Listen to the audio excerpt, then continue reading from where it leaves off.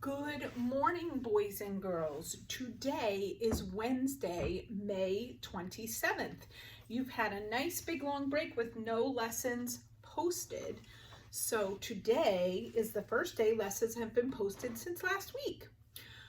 So just to let you know, you are going to have a reading lesson, a writing lesson, a foundations lesson, a math lesson, and two parts of one science lesson that is going back to learn about weather. So 6 things to get done by Friday. So I'm going to go through the reading, the writing, and the foundations today, and then I'll talk about the science and math tomorrow, and I will talk a little bit about the end of our school year when I finish today. So the first thing I'm going to talk about is the reading, and you're still going to be doing some comparing and contrasting, or comparing means talking about the same, contrasting means talking about things that are different. So last week you listened to Mrs. Palaya read The Three Little Javelinas. So you're going to listen to another story that is similar to The Three Little Javelinas called The Three Little Fish and the Big Bad Shark. So there's a link for you to watch. You can also go back and listen to The Three Javelinas if you need to. And then you're going to make a little audio recording, writing, whatever you want to do to share with me things that are the same about The Three Javelinas and The Three Little Fish, and things that are different. So I thought I would talk a little bit about 2 books that we know. Here's Whistle for Willie, and then another one that you looked at during distance learning, Peter's Chair, that we also looked at in the classroom. So I thought about those 2 books and some things that were the same. To compare them, I thought, well, it has the same characters. Peter, Willie, Mom, and Dad are in both books. So I'm putting characters under the same because they had a lot of the same characters. In both books, Peter was upset. So I'm going to put that under the same. Peter was upset. In Whistle for Willie, he was upset because he couldn't whistle. And in Peter's Chair, he was upset because his stuff kept getting taken away. And for the same, I thought at the end of Whistle for Willie and Peter's Chair, he was happy because in Whistle for Willie, he learned how to whistle. And in Peter's Chair, he learned that he was too big for all his old stuff. So he gave it to his sister and he was happy about that. So I'm going to put happy at the end. So that was the way I thought about them being the same. That was the way I compared them. So now I'm going to think about them being different. I'm going to contrast them. So when we contrast, we think about how they were different. So in Peter's Chair, Peter had a sister. We did not see his sister in Whistle for Willie. So I'm going to put that in different because maybe she wasn't born, or maybe she just wasn't in the book at all in Whistle for Willie. But we saw her in Peter's Chair. Something else that was different. In Whistle for Willie, he was learning to whistle. He wasn't learning to whistle, and he didn't whistle in Peter's Chair. So I'm going to put Peter whistles in Whistle for Willie. And then the last thing I was thinking about, remember in Peter's Chair when he comes back home, but he puts his shoes under the curtain and Mom thinks he's behind the curtain, and then she moves the curtain, and is Peter there? Nope. So I'm going to put Peter plays a trick on Mom, because he did that in Peter's Chair. Peter plays a trick on Mom. So I did 3 compares and 3 contrasts. You really only need to do 1 when you share with me, but just to give you an idea of what you're going to be thinking like. So you're going to listen to The Three Javelinas again if you need to, and then let me look at the name of it, three little fish and the big bad shark. And then you're going to think of how they were the same, compare them, and how they were different, contrast them. Today in writing, you are starting a new kind of writing. You're not going to have a ton of work to do with this new kind of writing. So just a couple lessons to get you thinking about it, because it's something you're going to do in first grade as well. Our new kind of writing is called how-to writing. I shared 2 books with you, How to Teach a Slug to Read and Mud Balls, that are an example of that kind of writing. Today, you're going to watch a little video of Mrs. Lodovico from West Bristol, and she's going to show you, actually, she's from Green Hills. I apologize. She's from Green Hills. And she's going to show you how to make chocolate milk. She's going to show you the steps to make chocolate milk. She's going to use some important words. First, next, then, last. And she's going to show you a way to make chocolate milk. And then she's going to ask you to come up with your own ideas of some things you can do, make, or be. So I made my own little list that I'm going to show you. Here's my do. Here are things that I can do that I might write a how-to book about. I can do a cartwheel. I can drive a car. I can brush Chewy. Now remember, if you can't do a cartwheel, you can't write a how-to book about it. If you can't drive a car, you can't write a how-to book about it. A how-to book has to be about something you can do.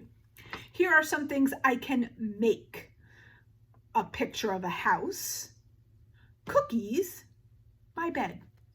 Those are things I could make that I could write a how-to book. And here's my be list, things I could be. I could be a reader. I could be a good Gaga. Remember, Hazel and Declan and Maeve call me Gaga, so I could make a how-to book about how to be a good Gaga to them. And last, I put a good listener, how to be a good listener. I could write a how-to book about that.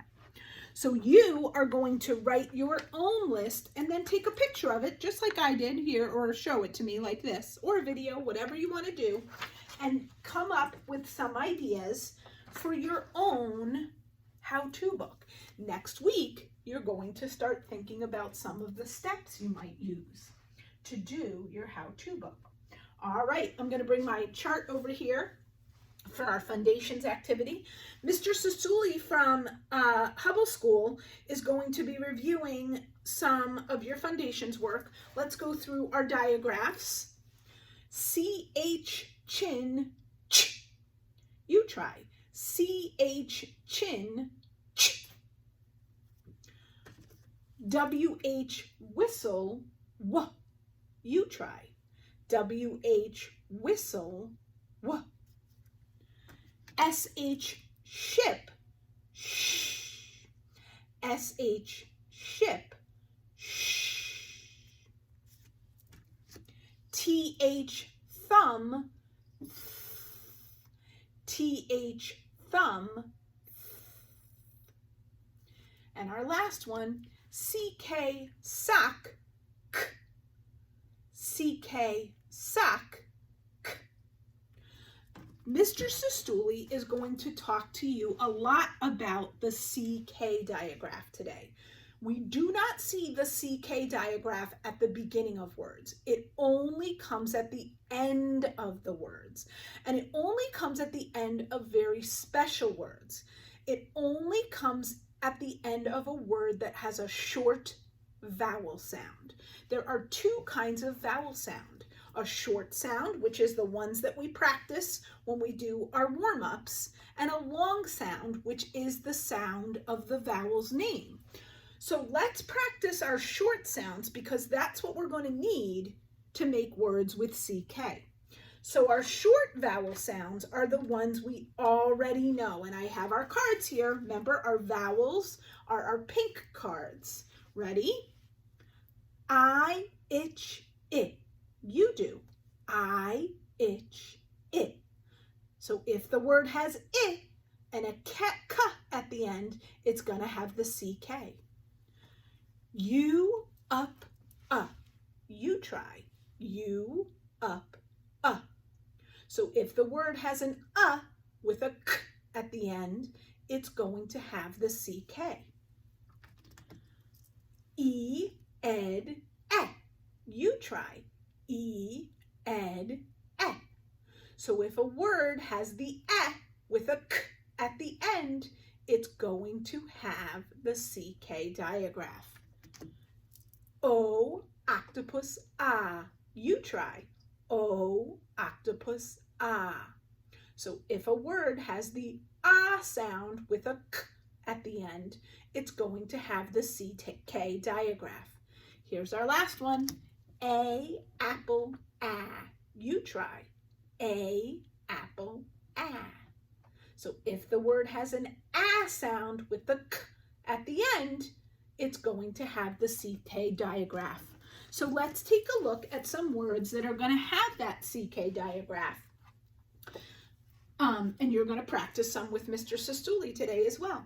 So here's my first one. Oh, it's got the ah, so it's going to have the CK. All right, tappers up. I see the stick first, so it's going to be B. Ready? B, ack, back. Remember, go back to the B. B, ack, back, back. It has that short vowel A, ah, so the CK is at the end, back.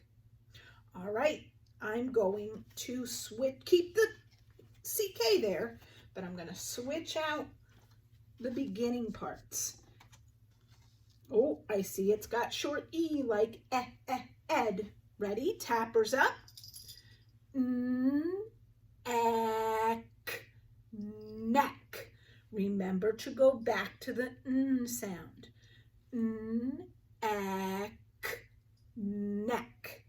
Neck has that CK because the short vowel E is there. All right, I'm going to take out these two. Oh, this one is someone's name. It's actually Miss Kelly's brother-in-law's name. All right, tappers up. Ik, rick. It's got that I, so it has the CK at the end. Try it with me. Tap it out. Ik, rick. Remember to go back to that R sound. All right, here's the next one. I'm going to keep that CK there. Oh, it's got a U like up, Ready? Tappers up. Luck. Luck. Don't forget to go back to that sound. All right, are you ready? Because I'm going to give you a double diagrapher. It's going to have a diagraph at the beginning and at the end. The diagraph at the end is going to be the CK. Ready? There's the beginning diagraph, SH, ship, sh. And here's the short vowel, ah. Ready? Tappers up. Sh, ak, shock, shock. Don't forget to go back to that SH sound to help you put the word together. Tappers up, try it with me. Sh, ak, shock. Good job. All right. One last thing I wanted to mention to moms and dads and kids. The last day we are posting new learning is next Wednesday, which should be June 3rd. That will be the last day we will post new lessons for learning. After that, the next 2 weeks or 8 days will be optional learning activities for you and some review activities or reflection activities. We're going to do some end of the year exciting fun activities. We might post some review activities that will have games on the computer and things like that. We might post some field trip options that you can go visit. I know Indian Rock has one that we are looking at right now, that because we were supposed to go there before the end of the year, but that didn't pan out.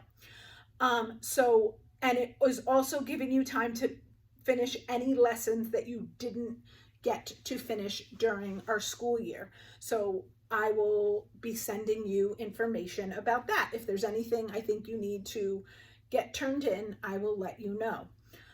So the last 8 days are mostly optional activities for you to do.